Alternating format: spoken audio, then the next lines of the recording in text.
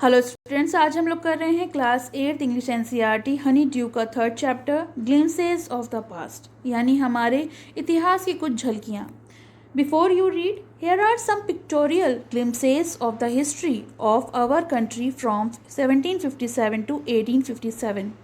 These pictures are speechless bubbles will help clarify your understanding of the condition that led to the event known as the First War of Independence in 1857. तो ये जो story है, ये जो कहानियाँ हैं, झलकियाँ हैं, ये हमारे उस टाइम पीरियड की हैं जो 1757 और 1857 के बीच में हमारे देश में जो भी हिस्टोरिकल इवेंट्स हुए थे उसके बारे में है, और ये पिक्चर्स के थ्रू हमें बताया गया है। और ये हम अच्छे से समझ सकते हैं कि जो हमारा फर्स्ट वॉर ऑफ इंडिपेंडेंस हुआ था 1857 में, उनका कारण क्या था। तो फर्स्ट है हमारा मार्टियर्स। मार्टियर्स होते हैं हमारे शहीद, जो इन्होंने हमारे देश के प्रति बलिदान दिया है। और आप ये पिक्चर देख रहे होंगे, यहाँ पे लता मंगेशकर हैं और एक ये फंक्शन हो रहा है दिल्ली में, और वो एक सॉन्ग गा रही हैं, O my country man let your eyes fill with tears as you recall the sacrifices of Indian martyrs. मतलब, ए मेरे वतन के लोगों, ज़रा आँख में भर लो पानी, जो शहीद हुए हैं उनकी ज़रा याद करो कुर्बानी। ये गाना हम लोग बहुत अच्छे से जानते हैं, बहुत अच्छे से सुना हुआ है, और इस गाने में हमारे देश के प्रति जो बलिदान दिया है शहीदों ने, उसके बारे में बताया गया है। सेकेंड पार्ट है हमारा द कंपनीज कॉन्क्वेस्ट 1757 टू 1849। ये जो कंपनी कॉन्क्वेस्ट था, यानी जो कंपनी ने हमारे देश पर विजय प्राप्त की थी, वो 1757 और 1849 के बीच में। With its superior weapons, the British East India Company was extending its power in 18th century India.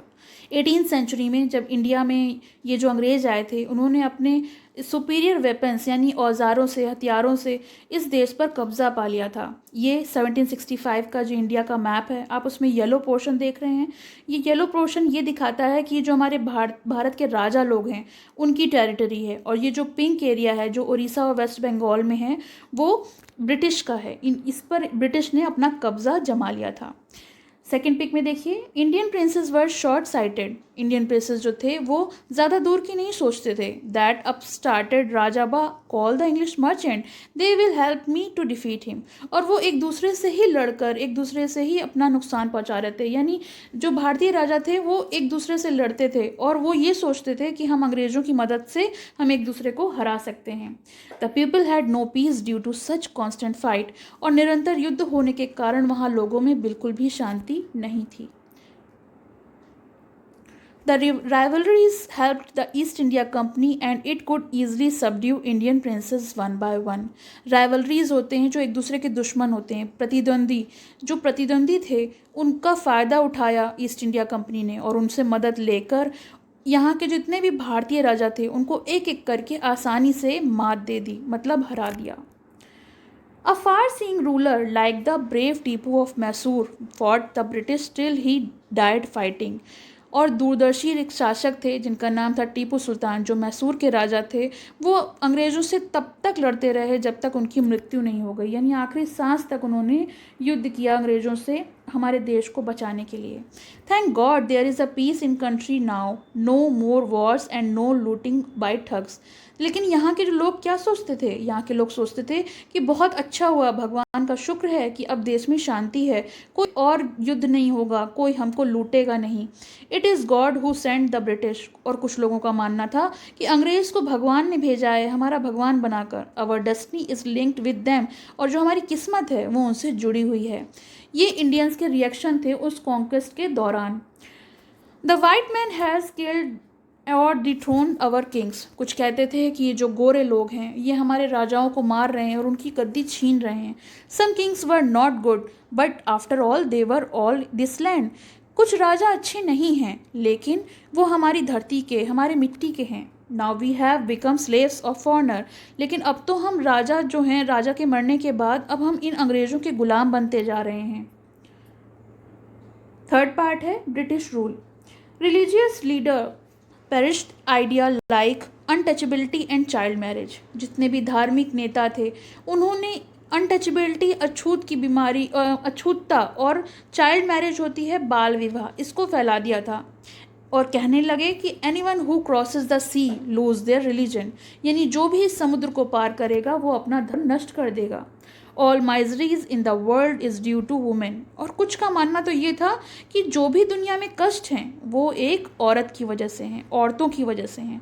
वो इंसान ये भूल गया था कि जो औरत उसको जन्म देती है वो कहीं माइजरी का कारण बनेगी, कष्टों का कारण बनेगी।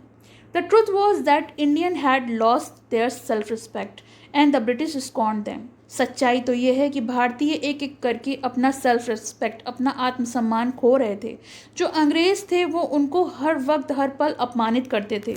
The natives are unworthy of trust, incapable of honesty. और यहाँ आप देखिए कि अंग्रेज कह रहा है कि ये जो लोग हैं ये बिल्कुल भी विश्वास के लायक नहीं हैं, इनके अंदर ऑनेस्टी तो है ही नहीं, ईमानदारी है ही नहीं। True your honour but I am honest. लेकिन इसमें पीछे एक भारतीय खड़ा है, वो कहता है सच है मेरे मालिक, लेकिन मैं जो हूँ बहुत ईमानदार हूँ। Being merchant, the British wanted quick profit. Their heavy taxes forced farmer to abandon their field. और यहाँ पे वो लोग जो ब्रिटिश थे वो यहाँ पर रहने नहीं आए थे, वो शासन करने नहीं आए थे, वो केवल अपना प्रॉफिट बनाने आए थे। और व्यापारी होने के नाते अंग्रेज़ ही चाहते थे कि वो जल्दी से जल्दी प्रॉफिट बनाएं। इसीलिए उन्होंने जितने भी किसान हैं उनको फोर्सली हैवी टैक्सेस पे करने पर, हैवी रेवेन्यू देने पर मजबूर कर दिया, जिसके कारण उन्हें अपने फील्ड को, अपनी ज़मीन को छोड़ना पड़ा। But your man your taking all my crop. लेकिन इसमें से एक किसान कह रहा है कि मेरे मालिक, आपके आदमियों ने तो हमारी सारी फसल ले ली है, तो हम कर कैसे चुकाएंगे। तो उसमें से एक अंग्रेज कहता है you are still in arrear, if you don't pay next week I will send you to jail. तुम्हारा अभी भी बहुत सारा कर्जा बकाया है और अगर तुम इसे अगले हफ्ते तक नहीं चुकाओगे तो मैं तुम्हें जेल में डाल दूंगा। इस तरह के कष्ट जो थे वो अंग्रेज़ जो हैं हमारे भारतीयों को दे रहे थे। Still the British invented other methods which gave them more profit. और अभी भी अंग्रेज़ जो थे नए नए तरीके खोज रहे थे जिससे कि वो नया ज़्यादा से ज़्यादा प्रॉफिट कमा सकें। The good manufacture in England should not have any import duty when bought into the India. और उनका कहना था जो भी सामान इंग्लैंड से लाया जाता है उस पर कोई भी कर ना लगे, जिससे कि जो भारत में आए तो जो भारतीय हैं उनकी जो इतनी भी इंडस्ट्रीज़ हैं वो क्रिपल यानी न बेकार हो जाएं। The East India Company law began to cripple Indian industries, a good idea. इनमें से अंग्रेज कहते हैं ये बहुत अच्छा उपाय है कि हम उनको बिल्कुल बुरी तरह ख़त्म कर दें। The British policies ruined the expert artisan and their business. और जो ब्रिटिश पॉलिसीज़ थी, जो उनके नियम कानून बन रहे थे, वो यहाँ के जो एक्सपर्ट थे, एक्सपर्ट मतलब बहुत माहिर कलाकार थे, और उनका जो व्यवसाय था उसे नष्ट कर रहे थे, उसे बर्बाद कर रहे थे। Fourth story, Raja Ram Mohan Roy 1772 to 1833। Raja Ram Mohan Roy, a learned man from Bengal, understood what was wrong with the country. राजा राम मोहन रॉय एक विद्वान थे जो कि बंगाल से थे और जो ये जानते थे कि देश में क्या गलत हो रहा था। Let us not despise ourselves. Our ancient culture is great and we are capable of greater achievement. We must first reform our society. Superstitions have been ruining us. और उनका मानना था कि हमें तुच्छ ना समझा जाए।